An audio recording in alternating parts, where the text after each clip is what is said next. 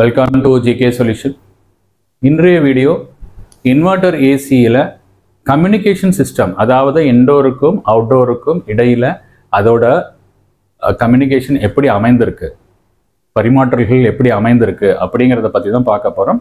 அதுக்கு முன்னாடி ஒரு பேசிக் தியரி, அதில் பயன்படுத்தக்கூடிய முக்கியமான பொருள் இந்த ஆப்ரேஷனல் ஆம்ப்ளிஃபயர்னு சொல்லக்கூடிய இந்த கம்பேரட்டர். இது அங்கே மட்டும் இல்லை, நிறைய நம்ம இன்வெர்ட்டர் ஏசியில் பல இடங்களில் கரண்ட் சென்சார் இந்த மாதிரி இடங்களில் கூட இதை பயன்படுத்துகிறாங்க.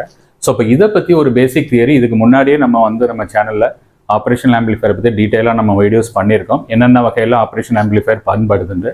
ஆனால் அதிலிருந்து ஒரு சிறிய மாறுபாடுகள் இந்த நம்பர்ஸில் டிஃப்ரென்ஸ் இருக்குது, அதை தான் நம்ம இதில் பார்க்க போகிறோம். ஸோ இப்போ இதில் ஆப்ரேஷனல் ஆம்ப்ளிஃபயர் கம்பேரட்டர் அப்படின்னு ரெண்டு வகையாக நம்ம அதை குறிப்பிடுறோம். நம்ம இதுவரை ரெண்டும் ஒரே மாதிரி தான் இருக்குது, ஏன்னா சிம்பிள்லாம் பார்க்கையில ரெண்டும் சேமாக தான் இருக்குது, ஒரு வித்தியாசமும் இல்லை. அப்படின்னா அது எப்படி வேலை செய்யுது, ரெண்டும் ஒரே மாதிரி தான் வேலை செய்யுமா அப்படிங்கிறதுனால இந்த வீடியோவில் நம்ம விரிவாக பார்க்க போகிறோம். இது ஒரு முக்கியமான தகவல் இதில் அடங்கியிருக்கு. இதை ஸ்கிப் பண்ணாமல் டெக்னீஷியன்கள் இது கண்டினியூஸாக பாருங்கள். இது ரொம்ப உபயோகமாக இருக்கும். இந்த தகவல் பாருங்கள் எப்படி இருக்குன்ட்டு. இப்போ ஆப்ரேஷனல் ஆம்ப்ளிஃபயர்னு சொல்லக்கூடிய ஓபி ஆம்ப் சொல்லக்கூடிய நிறைய இடங்களில் நம்ம பயன்படுத்துகிறோம். அதில் முக்கியமாக நம்ம ஏசியில் பயன்படுத்தக்கூடியது கம்பேரட்டருக்காக தான் அதிகமாக பயன்படுத்துகிறாங்க. அப்போ கம்பேரட்டருக்காக பயன்படுத்தக்கூடிய நம்பர்ஸ் நான் சாம்பிள் இங்கே கொடுத்துருக்குறேன், இங்கேயுமே சாம்பிள் இருக்குது. இது ஆப்ரேஷனல் ஆம்ப்ளிஃபயரோட சாம்பிள். இப்போ நம்ம சில இடங்களில் ப்ரீ ஆம்ப்ளிஃபயர், ஆடியோவில் எல்லாம் ப்ரீ ஆம்ப்ளிஃபயர் இந்த ஆப்ரேஷனல் ஆம்ப்ளிஃபயரை பயன்படுத்திக்குவாங்க. ஸோ இப்போ அது மாதிரி வருது, இல்லை பிஐடி கண்ட்ரோலரில் இந்த ஆப்ரேஷனல் ஆம்ப்ளிஃபயர் பயன்படுத்துகிறாங்க. ஸோ பல வகை யூசேஜ் இருக்குது ஆப்ரேஷனல் ஆம்ப்ளிஃபயருக்கு. ஆனால் இது கம்பேரட்டரில் இது வேறு விதமாக வேலை செய்யும். நம்மளோட ஏசியில் வரக்கூடிய கம்பேரட்டர் எப்படி வேலை செய்யுதுங்கிறது சரி இது நேரத்தில் விரிவாக நம்ம பார்க்கலாம். இது எப்படி அமைஞ்சிருக்குன்னு பாருங்கள். ஒரு எக்ஸாம்பிள் நம்பர் கொடுத்துருக்குறேன், அதனால் எப்பொழுதுமே கம்பேரட்டர் ஐசியாக இருந்தால் அதோட டேட்டா ஷீட்டை எடுத்து அது கம்பேரட்டரை எப்படி ஃபங்க்ஷன் ஆகுது, அதோட அவுட்புட் எப்படி வெளிப்படுதுங்கிறத தெரிஞ்சுக்கிட்டு அதுக்கப்புறமாட்டி நீங்கள் சர்வீஸ் பண்ணும்போது அதை அணுகுங்க. இப்போ எப்படி அமைஞ்சிருக்குன்னு பாருங்கள். இதே போல் 8 பின் கொண்ட ஐசியாக தான் கம்பேரட்டர் இருக்கும். ஒரு கம்பேரட்டர்லையும் மோஸ்ட்லி 2 ஆப்ரேஷன் ஆம்ப்ளிஃபயர் அல்லது 2 கம்பேரட்டரை இதில் அமைச்சிருப்பாங்க. இல்லை 4 கூட வருது, 4 கம்பேரட்டர் உள்ள மாடல்ஸ் கூட வருது. இந்த கம்பேரட்டரில் பார்த்தீங்கன்னா 2 இன்புட்ஸ் கொடுத்துருக்குறாங்க, அதே மாதிரி இதோட அவுட்புட் கொடுத்துருக்காங்க. இந்த 2 இன்புட் என்னன்னா, இது ரெண்டையும் கம்பேர் பண்ணி அதுக்கு தகுந்த மாதிரி அவுட்புட் வரும். அப்போ கம்பேர் பண்ணுறதுனால என்ன அர்த்தம், இப்போ 2 வோல்டேஜ் இருக்கும் உங்கள் கையில். ஒரு வோல்டேஜை நீங்கள் ரெஃபரன்ஸாக எடுத்துக்கிட்டீங்க, அதை ஃபிக்ஸடாக வச்சுடுறீங்க. இன்னொரு வோல்டேஜை நம்ம வரக்கூடிய சென்சார்லேருந்து வரக்கூடிய வோல்டேஜை நம்ம வச்சுக்கலாம். அப்போ நம்ம ரெஃபரன்ஸ் வோல்டேஜ்லேருந்து சென்சாரில் வரக்கூடிய வோல்டேஜ் அதிகமாக இருக்கா கம்மியாக இருக்கான்னு கம்பேர் பண்ணுறதுக்கு தான் இது பயன்படுத்த போகிறோம். பயன்படுத்தினா அந்த மாதிரி கம்மியானா என்ன செய்யணும் அவுட்புட்டு, அதிகமான என்ன செய்யணும் அவுட்புட்டுங்கிறத நம்ம இந்த ஐசி நிர்ணயிக்கும். அதில் ஆப்ரேஷன் ஆம்ப்ளிஃபயரும் அதே தான் செய்யுது, பட் இதுக்கு வித்தியாசம் வச்சு இது நேரத்தில் உங்களுக்கு தெளிவாக புரியும். இப்போ இதில் என்ன ஆப்ரேஷன் ஆம்ப்ளிஃபயரில் இது போல அமைஞ்சிருக்குன்னு வச்சுக்குவோம். இதில் பாருங்கள் அவுட்புட் இதுதான் இதோட சிம்பிள், இந்த ட்ரையாங்கிள் சிம்பிள் தான் கம்பேரட்டர் ஆப்ரேஷன் ரெண்டுக்குமே சேம் சிம்பிள் தான். இதில் மைனஸ் ப்ளஸ் கொடுத்துருக்குறாங்க, அதை பற்றி சில நேரத்தில் சொல்கிறேன். அந்த மைனஸ் ப்ளஸ் 2 இன்புட்ஸ், இதுதான் நீங்கள் கொடுக்கக்கூடிய இன்புட்டு. இதை எதையாவது ஒரு இன்புட்டை நிலையாக வச்சுக்கோங்க, இன்னொரு இன்புட்டை சென்சார்லேருந்து எடுத்துக்கோங்க. கிரவுண்டு, இந்த ஐசி வேலை செய்கிறதுக்காக கிரவுண்டு, இங்கே விசிசி நாங்கள் எழுதலை, இங்கே இது விசிசி, புரியுதுங்களா? விசிசி வோல்டேஜ் நார்மலாக ஐசிக்கு 3 வோல்ட்டுக்கு மேலே வேலை செய்யுங்க. அது ஒர்க் பண்ணுறதுக்கு மினிமம் வோல்டேஜ் தேவை 3 வோல்ட்லேருந்து ஒரு 36 வோல்ட் வரை சொல்லியிருக்கிறாங்க. அது டேட்டா ஷீட்டை பார்த்தீங்கன்னா உங்களுக்கு தெரியும், அதற்கு தகுந்த மாதிரி அந்த வோல்டேஜ் அதில் வரும். இந்த ஐசி வேலை செய்கிறதுக்கான வோல்டேஜ் கொடுத்தாச்சு. 2 கம்பேரட்டர், அப்போ இது தனியாக யூஸ் பண்ணிக்கலாம், இதை தனியாக யூஸ் பண்ணிக்கலாம், இல்லைன்னா 2ஐயும் சீரீஸில் கூட யூஸ் பண்ணலாம். நீங்கள் எப்படி யூஸ் பண்ணுறீங்களோ உங்களோட பயன்பாடை பொறுத்து அமைந்திருக்கு. அதே மாதிரி இது இன்புட் அவுட்புட் பி, இதில் 2 கம்பேர் பண்ணி இதோட அவுட்புட் இங்கே வரும், புரியுதுங்களா? இவ்வளோ தான் அதோட பேசிக் தியரி. இப்போ நம்ம என்ன பார்க்க போகிறோம்னா, 2க்குள்ள வித்தியாசத்தை எப்படி அமைந்திருக்குங்கிறத நம்ம பார்க்கலாம். இப்போ நம்ம இதே ஐசியை நம்ம சிம்பிள் வழியில் பார்த்தோன்னா இன்னும் கொஞ்சம் தெளிவாக புரியும், அதனால நம்ம சிம்பிளுக்கு போயிடலாம். இப்போ இந்த சிம்பிளில் 2 சிம்பிளும் பார்க்கையில் ஒரே மாதிரி தான் இருக்குது. அது மட்டும் இல்லை, நம்ம இன்புட்ஸை மைனஸையும் ப்ளஸ்ஸையும் நம்ம ஒரு வார்த்தைகளால் அதை நம்ம குறிப்பிட்டிருக்கோம். இன்வெர்ட்டிங் நான் இன்வெர்ட்டிங் சொல்கிறோம். அப்போ இன்வெர்ட்டிங் நான் இன்வெர்ட்டிங்னா என்னென்னா, அதோட வார்த்தையிலேயே இருக்குது. இன்வெர்ட்டிங்னா அந்த இன்வெர்ட்டிங் பின்னோட வோல்டேஜ் அதிகமாக இருந்தால் இதுக்கு கம்பேர் பண்ணும்போது இன்வெர்ட் ஆகி அவுட்புட் கிடைக்கும். அதாவது இது அதிகமாக இருந்தால் இங்கே குறைஞ்சிரும், இது குறைஞ்சிருந்ததுன்னா இது அதிகமாகிடும். அதே மாதிரி நான் இன்வெர்ட்டிங்காக இருந்தால் இந்த நான் இன்வெர்ட்டிங் வோல்டேஜ் இதை விட இது அதிகமாக இருந்தால் அவுட்புட் அதிகமாக இருக்கும். ஏன்னா நான் இன்வெர்ட்டிங், இன்வெர்ட் ஆகாம அவுட்புட் கிடைக்குது. அதனால இந்த நான் இன்வெர்ட்டிங் ரொம்ப உபயோகமான ஒரு வார்த்தை. ரொம்ப எளிதாக இதோட அவுட்புட் எப்படி அமைஞ்சிருக்குங்கிறத நம்ம எளிதாக பார்க்கலாம். இதில் எதை வேணாலும் நீங்கள் நிலையான வோல்டேஜாக வச்சுக்கலாம். இன்வெர்ட்டிங்கை நிலையாக வச்சுக்கலாம், நான் இன்வெர்ட்டிங்கை நிலையாக வச்சுக்கலாம். நான் இன்வெர்ட்டிங்கை வந்து நீங்கள் வேரியபிளாக வச்சுட்டு இன்வெர்ட்டிங்கை நிலையாக வச்சிங்கன்னா இதில் நீங்கள் என்ன வேறுபாடு பண்ணுறீங்களோ அது அப்படியே அவுட்புட்டாக வந்துடும். புரியுதுங்களா? அது மட்டும் இல்லை, இங்கே வந்து பார்த்தீங்கன்னா 3லேருந்து 36 வோல்ட் சொன்னேன். 36 வோல்ட் இங்கே வரணுங்கிறதுல சேச்சுரேஷன் வோல்ட் இங்கே வரும். ஒரு குறிப்பிட்ட வோல்டேஜுக்கு மேலே அவுட்புட் வராது. அதே மாதிரி 0னா இந்த 0 இருக்கக்கூடிய கிரவுண்டு வந்துடும், 0 வோல்ட்டாக வரும். ஓகேங்களா? இதில் ஹைங்கிறது இதில் இருக்கக்கூடிய மேக்ஸிமம் சேச்சுரேஷன் வோல்ட்டு, இங்கே வந்து 0 வோல்ட், இது வந்து 0 வோல்ட்டு, இது சேச்சுரேஷன் வோல்ட். அது ஒரு அந்த ஐசியை பொறுத்து அதோட வோல்டேஜ் மாறும். ஓகேங்க. இப்போ நான் நான் இன்வெர்ட்டிங்ல நான் என்ன பண்ண போறேன், இன்வெர்ட்டிங்கை நிலையாக கொடுக்க போறேன். ஏன்னா இன்வெர்ட்டிங்கிறது இதில் வரக்கூடிய வோல்டேஜ் உல்டாவாக மாறி வரும் இல்லைங்களா, தலைகளாக மாறி வரும். அதனால நான் இதை நிலையாக்கிடுறேன். இதை எப்படி நிலையாக்குறது? ரொம்ப சிம்பிள். இங்கே இருக்கக்கூடிய 5 வோல்ட் வச்சுங்க. 5 வோல்ட்ல ஒரு ரெசிஸ்டன்ஸ், இன்னொரு ரெசிஸ்டன்ஸ் போட்டு கிரவுண்ட். இந்த ரெசிஸ்டன்ஸ் வந்து வோல்டேஜ் டிவைடர். இதை பற்றி கூட நம்ம வீடியோ பண்ணியிருக்கோம். இந்த வோல்டேஜ் டிவைடர் வந்து ஃபார்முலா இருக்குது. இது எப்படி நீங்கள் ஃபார்முலா போட்டு நீங்களே ரெசிஸ்டன்ஸ் கண்டுபிடிச்சிக்கலாம். அப்படி இல்லைன்னா ஆப் கூட இருக்குது. நீங்கள் ஆப்பில் எலக்ட்ரோடாக் ஆப்பில் போட்டிங்கன்னா இந்த வோல்டேஜ் டிவைடர் இன்புட் வோல்டேஜ்லாம் கொடுத்தீங்கன்னா உங்களுக்கு ரெசிஸ்டன்ஸ் வேல்யூ கொடுத்துருவோம், வந்துடும். புரியுதுங்களா? ஸோ இதை போல் நம்ம இதை நிலையாக்கிறோம். பாருங்க, வேரியபிள் கொடுக்கல. நாம என்ன பண்ண போறோம்னா இந்த இடத்துல இருக்கக்கூடியதை சென்சார்ல கொடுக்குறோம். நான் இன்வெர்ட்டிங்ல அந்த வோல்டேஜ் வந்து ஃபார் எக்ஸாம்பிள் 0.9 வருதா வச்சுக்கோங்க. 0.9 என்னது? இது ரெஃபரன்ஸ் வோல்டேஜ்.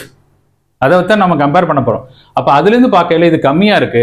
கம்மியா இருந்தா அவுட்புட்டும் கம்மியா இருக்கும். கம்மினா வேற ஒன்றும் இல்லை, 0. அதுக்காக ஒரு குறிப்பிட்ட அளவு கம்மி பண்ணாது, 0 ஆயிடும். புரியுதுங்களா? அதே மாதிரி இப்ப சப்போஸ் வந்து இதை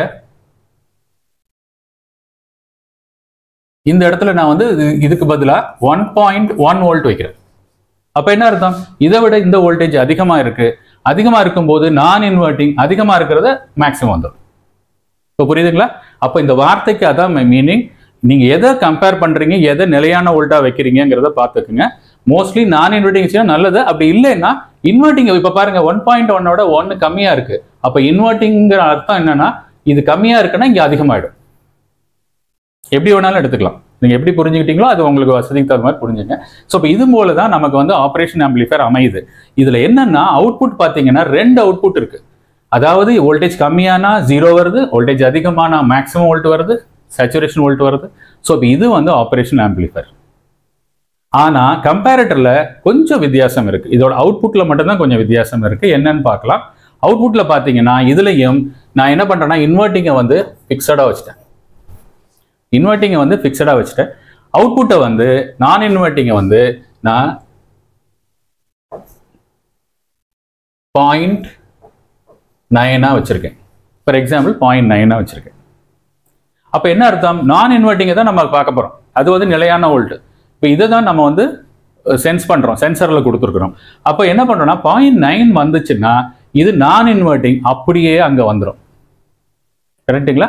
அப்படி வந்ததுன்னா என்ன அர்த்தம்? இங்க வரக்கூடிய வோல்டேஜ் 0 வோல்ட்டாக வரும். 0 வோல்ட்டாக வரும். அதாவது கிரவுண்டோட கனெக்ட் ஆயிடும். புரியுதுங்களா? கிரவுண்டோட கனெக்ட் ஆயிடும். அப்ப இதுக்கு வித்தியாசம் இல்லை. அப்ப கேட்கலாம், என்ன சார் ரெண்டும் ஒரே மாதிரி தானே சொல்றீங்க? இனிமே வரப்போறது தான் வித்தியாசம். இப்ப நான் என்ன பண்றேன், இதுல 1 வோல்ட் கொடுத்தாச்சு. இதுல நான் 1.1 கொடுக்குறேன். இப்ப என்னவா வரணும்? இதுதான் வந்து நம்ம சென்சிபிள் வோல்ட். 1.1ங்கிறது இதை விட அதிகமாக இருக்கு. அதிகமா இருந்தால் ஓபி ஆம்பிளிஃபையர்ல எப்படி பார்த்தோம்னா வரக்கூடிய வோல்டேஜ் வந்து அதிகமா நம்ம கொடுக்கக்கூடிய வோல்டேஜே வரணும். ஆனா கொடுக்கக்கூடிய வோல்டேஜ் வராதுங்க. அங்க எதுவுமே வராது.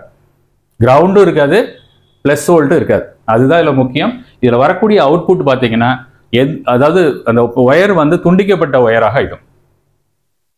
அப்ப என்ன அர்த்தம்னா நான் இன்வெர்ட்டிங்ல இந்த வோல்டேஜ் அதிகமா இருந்தால் அவுட்புட் 0 கிடையாதுங்க. Output no output, no connection, no output. Suppose இது கம்மியாச்சு அப்படின்னா, இது கூட இது கம்மியா இருக்கு அப்படின்னா அவுட்புட் வந்து கிரவுண்ட் ஆயிடும். அப்ப அதுல இருக்கக்கூடிய 2 தான். ஒன்னு ஒயர் துண்டிக்கப்படும், இன்னொன்னு கிரவுண்ட் ஆயிடும். இங்க வந்து ஹை வோல்டேஜ் வரும், லோ வோல்டேஜ் வரும். ஹை வோல்டேஜ்ங்கிறது இந்த இன்புட் கொடுக்கக்கூடிய வோல்டேஜ், லோ வோல்டேஜ்ங்கிறது கிரவுண்டு. இல்லை லோ வோல்டேஜ் மைனஸ் கொடுத்தீங்கன்னா மைனஸ் வந்துடும். மைனஸும் கொடுக்கலாம். இதில் இந்த இடத்துல கிரவுண்டுக்கு பதிலாக மைனஸ் வோல்ட் கூட கொடுப்பாங்க. இதில் ஆம்பிளிஃபைஸில் எல்லாம் ஆடியோ ஆம்பிளிஃபைஸில் பார்த்தீங்கன்னா ப்ளஸ் மைனஸ் கொடுப்பாங்க. அது அதோட மீனிங் வேறு. ஆப்ரேஷன் ஆம்பிளிஃபையரில் ப்ளஸ் சைடும் மைனஸ் சைடு ரெண்டுமே நமக்கு வரணும். புஷ் அண்ட் புல்னு சொல்லுவாங்க. புரியுதுங்களா? ஸோ இப்போ நம்ம வந்து இதில் என்ன பண்ணுறோம்னா, இதில் அதுதான் வித்தியாசம் ரெண்டுக்கும். அப்போ ரெண்டும் ஐசி பாக்கையில் சேமாக தான் இருக்கும். அதோட நம்பரை வச்சு டேட்டா ஷீட்டில் பார்த்தீங்கன்னா அது ஆப்ரேஷன் ஆம்பிளிஃபையர் அதோட அவுட்புட் வந்து இது மாதிரி ஹை லோவா இல்லை ஒன்லி லோவா. அப்போ எப்படி நம்ம தெரிஞ்சுக்கலாம்? நம்மளோட சப்போஸ் நம்ம டேட்டா ஷீட் இல்லை, ஆனால் எப்படி தெரிஞ்சுக்கலாம்னா இந்த அவுட்புட்டில் பார்த்தீங்கன்னா ஒரு புல் அப் ரெசிஸ்டர் கொடுத்துருப்பாங்க. ஏன்னா இதில் வரக்கூடிய அவுட்புட்டு ஹை அவுட்புட் கொடுக்காது, ஒன்லி கிரவுண்டு மட்டும்தான் கொடுக்கும். இல்லைன்னா ஒயரை துண்டிச்சிடும். புரியுதுங்களா? அப்போ இது ஒயர் துண்டிக்கும் போது நமக்கு வந்து ஹை அவுட்புட் வேணும். அப்போ இந்த வோல்டேஜ் வேண்டாம், எனக்கு 5 வோல்ட் வேணும் அப்படின்னா நம்ம 5 வோல்ட்லேருந்து ஒரு புல் அப் ரெசிஸ்டர் நம்ம ஒரு கிளாஸில் சொல்லியிருக்கோம். என்னோட வீடியோக்களில் நீங்கள் உங்களுக்கு டவுட் இருக்கிறத ஒரு தடவை என்னோட வீடியோவில் இருக்கக்கூடிய லிஸ்ட்டை பாருங்கள். ஏன்னா நிறைய பேர் கேட்குற கமெண்ட்டில் கொடுக்கறது அதே வீடியோவை நான் முன்னாடியே பண்ணியிருக்கேன். ஆனால் அவங்க அந்த சேனலில் போயிட்டு அதை சர்ச் பண்ணாமல் டைரெக்டாக கமெண்ட்டில் கேட்டுடுறீங்க. ஒரு தடவை என்னோட சேனலில் போயிட்டு இந்த எலக்ட்ரானிக்ஸ் வீடியோவில் நீங்கள் ஃபுல்லாக ஒரு தடவை பாருங்கள். உங்களோட சந்தேகத்துக்குள்ள வீடியோ அதுலேயே அமைந்திருந்ததுன்னா கண்டிப்பாக நீங்கள் அதை ரெஃபர் பண்ணிக்கலாம். ஓகேங்களா? ஸோ இப்போ இந்த புல்லப் புஷ்அப் ரெசிஸ்டன்ஸுக்கு நம்ம வீடியோ பண்ணியிருக்கோம். அப்போ புல்லப் கொடுத்துட்டிங்கன்னா இங்கே கிரவுண்டு வரும்போது 0 வோல்ட் வரும். இதில் துண்டிக்கப்படும் போது அந்த 5 வோல்ட் அங்கே போயிடும். புரியுதுங்களா? கிரவுண்டு வரும்போது 0 வோல்ட் வரும். ஏன்னா நம்ம கிரவுண்ட் பண்ணும்போது இந்த இன்வெர்ட்டிங்கும் போது நான் சொல்லியிருக்கிறேன், லோங்கிறது கிரவுண்ட் ஆகிடும். கிரவுண்டுனா 0 வோல்ட். அப்போ 5 வோல்ட்டுக்கும் 0 வோல்ட்டுக்கும் நடுவில் ஒரு ரெசிஸ்டன்ஸ் கொடுத்துருக்காங்க. அதனால உங்களுக்கு 5 வோல்ட் ஷார்ட் சர்க்யூட் ஆகாது. அதனால தான் அது புல்லப் ரெசிஸ்டன்ஸ் போடுறது. ஒரு 1K வேல்யூ போட்டிருப்பாங்க. சப்போஸ் இது வந்து நான் இன்வெர்ட்டிங் வந்து கம்மி ஆயிடுச்சு, அப்போ என்ன பண்ணும்? இது வந்து லோ பண்ணுது. நான் இன்வெர்ட்டிங் அதிகமாகிடுச்சு, அப்போ இங்கே துண்டிக்கப்பட்டுரும். அந்த டைமில் 5 வோல்ட் ரெசிஸ்டன்ஸை தாண்டி நமக்கு அவுட்புட் மைக்ரோ கண்ட்ரோலருக்கு போயிடும். இந்த கம்பேரட்டரோட அவுட்புட் பூரா மைக்ரோ கண்ட்ரோலர் கொடுப்பாங்க. மைக்ரோ கண்ட்ரோலர் 5 வோல்ட்டில் வேலை செய்யக்கூடியது. அதனால தான் இந்த வோல்ட்டை நம்ம கொடுக்க முடியாது, அந்த வோல்ட்டை நம்ம கொடுத்துக்கலாம். இப்போ புரியுதுங்களா? மைக்ரோ கண்ட்ரோலர் 5 வோல்ட்டுக்குள்ளே தாங்க வேலை செய்யும். இன்னும் வரக்கூடிய மைக்ரோலாம் 3.3 கூட வேலை செய்யுது. ஸோ இப்போ மைக்ரோ கண்ட்ரோலரோட வோல்ட்டுக்கு கொண்டு வரணுங்கிறதுக்காக தான் அந்த வோல்ட்டை கொண்டு வராமல் இதை கொண்டு வந்திருக்காங்க. இதுக்காக வடிவமைக்கப்பட்டது தான் இந்த கம்பேரட்டர். புரியுதுங்களா? ஏன்னா இதை எதுக்கு முக்கியமாக சொன்னேன்னா, நம்ம கம்யூனிகேஷனில் இந்த கம்பேரட்டர் யூஸ் பண்ண போகிறோம். நான் விளக்கமாக சொல்லும் பொழுது இந்த சந்தேகம் உங்களுக்கு வந்துடும், ஹை லோ வருது, எதுக்கு புல்லப் ரெசிஸ்டர் போடணும் அப்படின்ட்டு. அதுக்காக தான் இந்த வீடியோவில் இதை பற்றி விளக்கமாக சொல்லியிருக்கேன். அது மட்டும் இல்லை, பல இடங்களில் இந்த கம்பேரட்டர் ஐசி யூஸ் பண்ணுறோம்.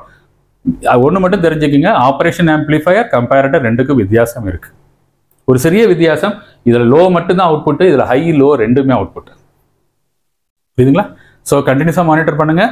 இனி வரக்கூடிய 4 வீடியோக்கள் தொடர்ச்சியாக வரும். 4மே இன்வெர்ட்டர் ஏசியில் உள்ள communication system, brand to brand, Hitachi, Samsung, LG, அந்த மாதிரி நான் 1-வே கம்யூனிகேஷன், 2-வே கம்யூனிகேஷன் அதை ஒரு கம்பைன் பண்ணி ஒரே வீடியோவில் போட பார்த்தேன். அது ரொம்ப லாங்காக வருது. அதனால நான் பகுதிகளாக பிரித்து 4 வீடியோவாக கண்டினியூஸாக நம்ம ஒரு 4 நாளைக்கு அதை வந்து நம்ம பதிவிடுறோம். கண்டினியூஸாக மானிட்டர் பண்ணுங்கள். அதற்கப்புறம் நம்ம நல்லதொரு வீடியோவில், நல்ல ஒரு ப்ராக்டிக்கலோடு சேர்ந்திருக்க வீடியோவில் நம்ம சந்திக்கலாம். கண்டினியூஸாக மானிட்டர் பண்ணுங்கள் நண்பர்களே. அடுத்த வீடியோவில் சந்திக்கலாம். தேங்க்ஸ் ஃபார் வாட்சிங்.